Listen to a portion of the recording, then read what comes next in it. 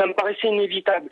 C'est-à-dire que il était impossible de parler des squats sans donner un maximum, quoi. Que je dise pas tout, des ficelles qui permettent à la fois de les ouvrir et à la fois de les faire perdurer. Parce que ces ficelles-là, toutes ces méthodes, elles font partie intégrante ou intégrale, comme vous voulez, de la vie du squatteur. C'est quelque chose qui est pratiqué tous les jours, c'est quelque chose qui pèse tous les jours sur les gens qui habitent dans les squats. Et il fallait que ça soit traduit sur les personnages, quoi.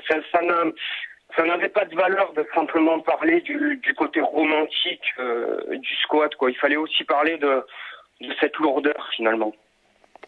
Et puis on ressent bien cette ambiguïté dans votre livre entre le fait, entre guillemets, de revendiquer cette antisociabilité et puis aussi de subir malheureusement cet état de fait. Ouais, c'est pas nécessairement contradictoire.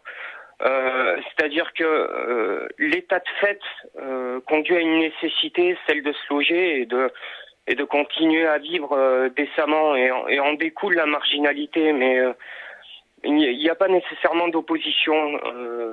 L'un découle assez de l'autre, finalement. Et on se rend rapidement au jeu, quoi. C'est-à-dire, il